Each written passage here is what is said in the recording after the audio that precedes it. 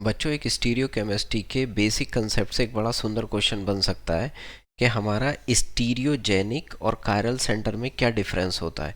क्या स्टीरियोजेनिक ही कायरल होता है या कायरल ही स्टीरियोजेनिक होता है।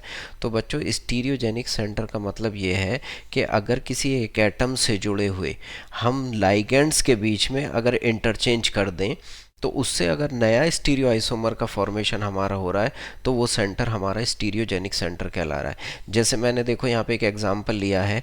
यहाँ पे मैंने बी और डी के बीच में इंटरचेंज कर दिया। डी को इधर ले आया और बी को इधर ले आया। आप कोई और इंटरचेंज भी करके देख सकते हैं, हमने आसान करने के लिए ऐसा किया है। तो हमारे पास ये एक स्टीरियो आइसोमर था, तो इसके बाद ये भी एक हमारा स्टीरियो आइसोमर बन गया। और सोने पे सुहागा क्या हुआ कि ये इंटरचेंज कर देने से ये दोनों एक दूसरे के मिरर इमेज बन गए। ऐसा स्टीरियोजेनिक सेंटर जिसमें इंटरचेंज करने पर मिरर इमेज बन जाए यानी इनैंशियोमर का फॉर्मेशन हो जाए, ऐसे सेंटर को हम कायरल सेंटर कहते हैं। यानी कि ये स्टीरियोजेनिक सेंटर हमारा कायरल सेंटर भी है।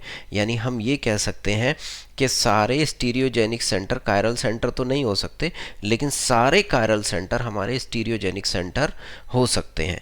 अब देखिए, इसका दूसरा एग्जाम्पल देखते हैं तो बात और अच्छे से समझ में आएगी। हम यहाँ पे बच्चों एल्कीन का एग्जाम्पल लें। एक सिस एल्कीन लिया है और एक मैंने एक ट्रांस एल्कीन लिया है। बच्चों, अगर इसमें देखें तो सिस एल्कीन और ट्रांस एल्कीन दोनों स्टीरियो आइसोमर हैं। हमने एक लाइगैंड का ऊपर नीचे इंटरचेंज किया।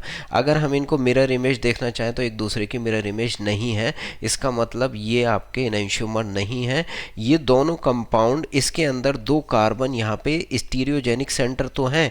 यहाँ से नया स्टीरियो आइसोमर का फॉर्मेशन तो हो रहा है एक्सचेंज करने से, सिस का ट्रांस में कन्वर्ट हो रहा है, ट्रांस का सिस में, लेकिन ये मिरर इमेज नहीं बना रहे एक दूसरे की।